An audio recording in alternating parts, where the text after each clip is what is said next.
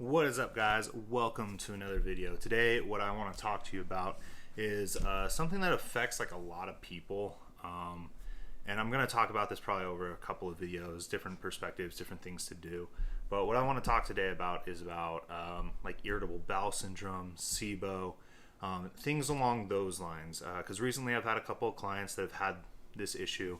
Some of them were still working through it, some of them we were able to solve it rather quickly, because it was just like one thing kind of out of order, out of line, that was kind of messing them up. So, you know, what is irritable bowel syndrome? What is SIBO? What can you expect? How do you know if you have it? Best advice, go and confirm with your doctor. But generally, if you're eating food and you're getting bloated, gassy, stomach is hurting constantly, like it's not just like you ate a cheat meal or something and you got kind of like gassy and your bowel movements were a little bit different. This has to be like something that's constant, like every day, no matter what you're doing, it's just messing you up. So what is the way to kind of like address this and how to solve kind of like the bloating, the pain, the indigestion, like all this issue going on? Really the quickest way and fastest way to kind of try to narrow it down is my method, or at least what I've done with a couple of these people, is just gone completely straight for elimination diet. Simplify their diet as much as possible. Get rid of sweeteners, getting rid of anything artificial, just switching and just being basically like meat and rice, and even like simple meat like chicken or fish, rice. Get them to a baseline where they're able to eat and not get bloated, not get messed up, not get hurt from the food that they're eating. Get them to that baseline, find out like what it is.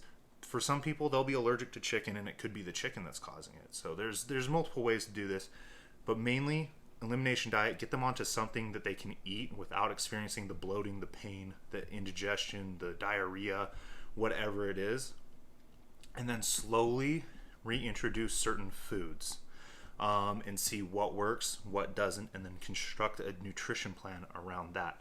That is one way to help. That I've used, and it's worked with a couple of clients. What I will say is that there are differing levels of this too.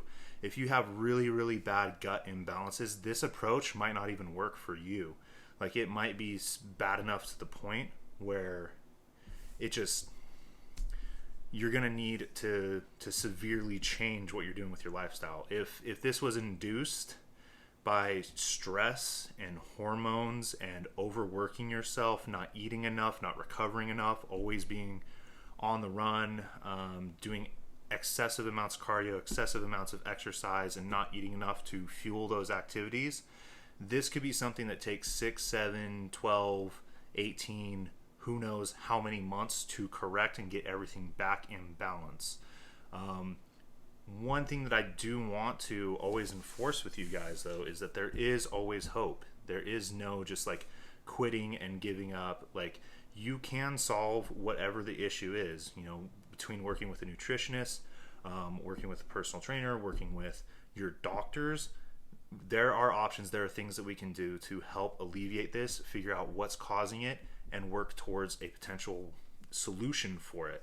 So if you're currently going through something with your digestive system and you're kind of one of these people that this may apply to, feel free to reach out. I'd love to help you, and I'd love to be able to work with you and help you solve this issue.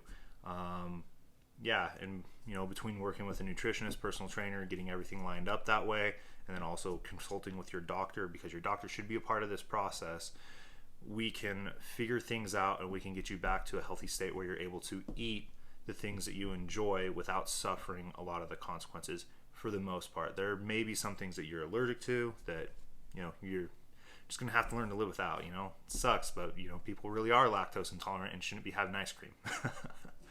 But anyways, guys, reach out to me. I'd love to work with you, especially if this applies to you. Hope you're having a good one.